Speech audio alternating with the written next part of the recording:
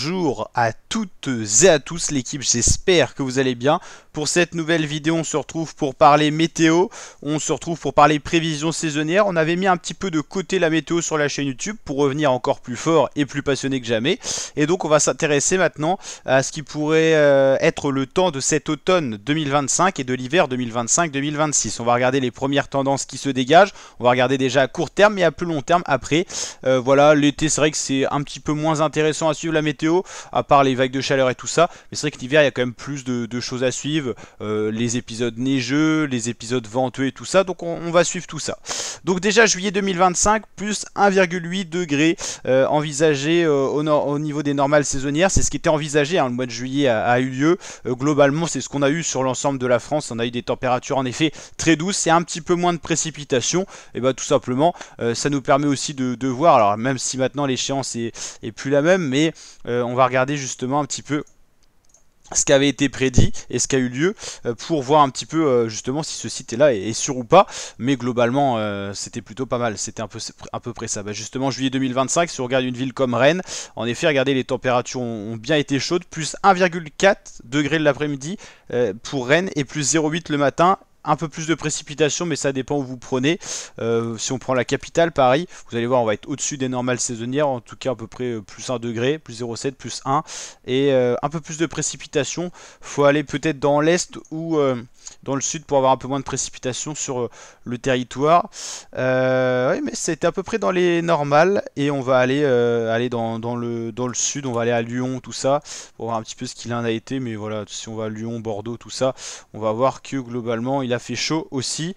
La première partie de juillet a été terriblement chaude et après il a fait un peu moins beau, c'est vrai, mais voilà, on a plus 1 degré, plus 1 degré l'après-midi, plus 1 le matin, moins 41% de précipitation, en tout cas à l'échelle nationale c'est à peu près ça.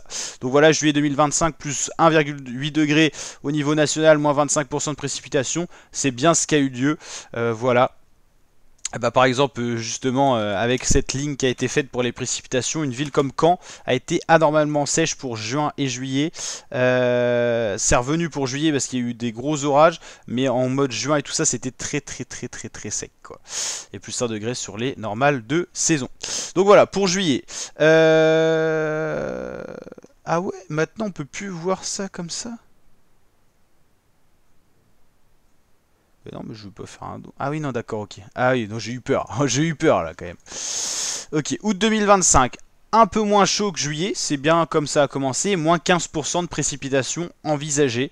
Donc voilà, pour l'instant, si on regarde août 2025, faut mettre une année avant la petite technique pour remettre 2025. Si on regarde une ville comme Caen par exemple, ça a été globalement dans les normes, un peu plus doux l'après-midi, un peu plus frais le matin. C'est vrai qu'il y a une grosse amplitude thermique entre le matin et l'après-midi, ça c'est un peu le cas partout, parce que les nuits sont claires et dégagées, les températures baissent, qu'on n'est pas dans des masses d'air super chaudes, mais là on commence déjà à avoir des coups de chaud sur de nombreuses villes notamment. Donc voilà, donc août 2025, globalement, pour résumer, ça sera doux et assez sec. Les dernières tendances pour le mois d'août envisagent le maintien de l'anomalie chaude sur la majeure partie des régions, bien qu'un peu moins prononcé qu'en juillet, c'est ce qu'on a vu, hein, l'indicateur thermique est quand même un peu plus faible. Les précipitations resteraient quelque peu déficitaires, surtout sur les régions du nord, on conserverait quelques vagues orageuses, notamment des Pyrénées aux Alpes sur les massifs montagneux français. Septembre 2025, plus 0,7 degrés, encore un peu moins chaud au niveau de l'anomalie, mais c'est toujours chaud, hein, globalement c'est ce qu'on a, on le repère de plus en plus, parce qu'il y aura un peu plus de précipitations. Les tendances pour le mois de septembre 2025 commencent à s'aligner et misent sur un changement de régime. Les basses pressions pourraient dominer, apporter de fréquentes précipitations avec menace d'épisodes pluvieux orageux importants en Méditerranée, d'où cette anomalie de précipitation encore plus marquée. L'anomalie thermique s'atténuerait par rapport à l'été météo, bien qu'un signal assez chaud identifié au nord-est quand même de la France qui serait peut-être un peu plus sec, moins de précipitations, plus de douceur. Octobre 2025, le début de l'automne. Les dernières tendances pour octobre envisagent un mois assez proche des normales en termes de température comme de pluviométrie. Un signal sec apparaît toutefois sur le sud-est où les épisodes méditerranéens pourraient se faire bien plus discrets. J'ai envie de dire tant mieux parce que ça c'est pas forcément des bonnes choses quand il pleut beaucoup trop. À confirmer compte tenu de l'échéance. Novembre, c'est en automne, et bah ça pourrait être un mois de saison avec une anomalie envisagée, plus 0,4, c'est quasiment globalement dans les normes et plus 20% de précipitations. Projection pour novembre 2025, mise sur un mois globalement de saison en termes de pluviométrie comme de température.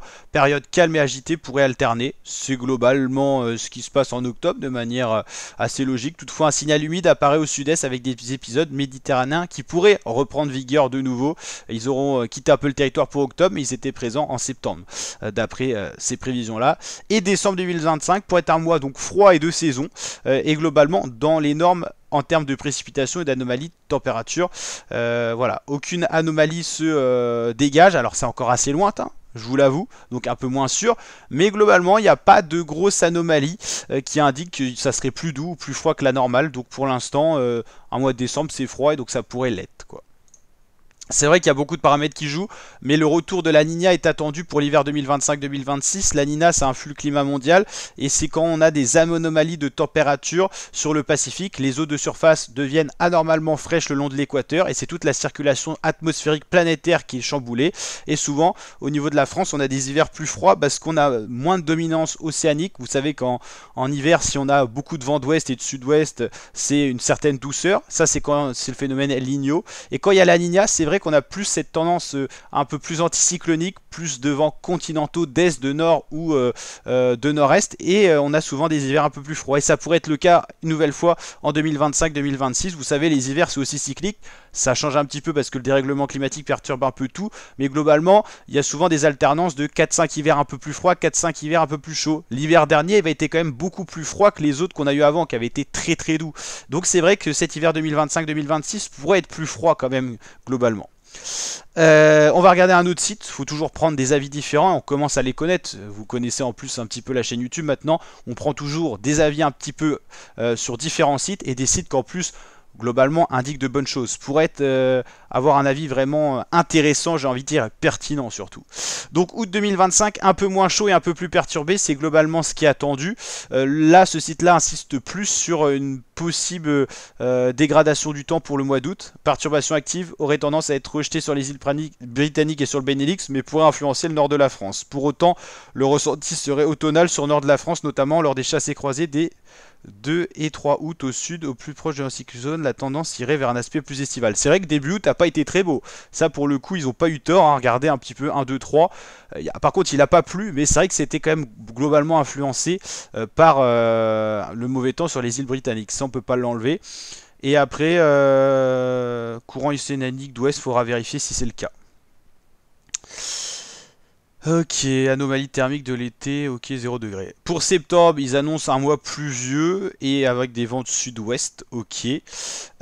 Pour le mois d'octobre, pluvieux avec des vents d'ouest, avec de l'air chaud quand même. Les paramètres liés au soleil seraient toujours dans les sommets, le courant dépressionnaire resterait présent avec un flux océanique d'ouest dominant. En dehors des précipitations, le risque de submersion marine serait des plus conséquentes, notamment sur les côtes de la Manche, avec les grandes marées. Le cœur de l'automne météo se poursuivrait dans le domaine des fortes précipitations, point que l'anomalie dépasserait les plus 20% sur tout le pays, au moins on rechargerait les nappes phréatiques. Les températures seraient plus douces que la normale de la période 1990-2020, plus 0,5 degrés, donc ça serait quand même globalement doux, parce que ces dernières 30 années ont été quand même plus douces que celles avant, donc si on a plus 0,5 sur les 30 dernières années, c'est quand même conséquent. Novembre 2025, ça pourrait être plus frais. Vous voyez même de la neige en pleine, vous rêvez pas. Les paramètres liés au soleil accuseraient une légère baisse, ce qui ferait que les hautes pressions reviendraient sur le nord-ouest de la France, laissant le système dépressionnaire sur l'Europe centrale et la Scandinavie. Le flux serait alors potentiellement plus nordique, tout en amenant toujours autant de précipitations. Ok. Ressenti hivernal. Ok. Bon. Voilà, décembre, alors l'autre site l'indiquait froid, là il annonce plus doux, tout comme janvier-février, bah là c'est la grande douceur qui baigne, ok. Le cœur de l'hiver météo resterait avec un flux sud-ouest dominant, donc là ça serait du plus 0,5. Ok, eux ils voient un hiver océanique, bon, prend en compte aussi, là c'était un hiver globalement, bon ça c'était pas prononcé jusqu'à l'hiver, mais globalement c'était dans les tendances saisonnières, là plus doux, donc c'est vrai qu'on a à peu près ça aussi chaque année en termes de prévision, et toujours intéressant à prendre la chaîne météo, donc il va pas aussi loin que ça, mais ils indiquaient un mois d'août plus 1 degré au-dessus des normales, c'est à peu près ce qu'on a vu, septembre plus 0,5, et un peu plus sec, ça c'est pas forcément ce qu'on a vu. Et octobre, la fiabilité mauvaise, plus 0,5, mais globalement pas trop d'anomalies thermiques quoi. Donc on aura l'occasion de reparler de tout ça sur la chaîne YouTube, mais globalement ce que j'en retirerai, c'est qu'on attend pour l'instant un mois d'août assez chaud, mais moins chaud que juillet. Beaucoup moins de vagues de chaleur que juillet, avec quand même pas mal de précipitations, même si elles pourront être déficitaires sur certaines régions.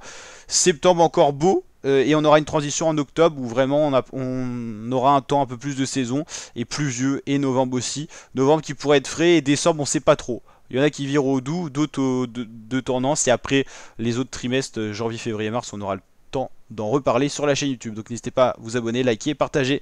Ciao l'équipe, portez-vous bien, n'hésitez pas à réagir en commentaire.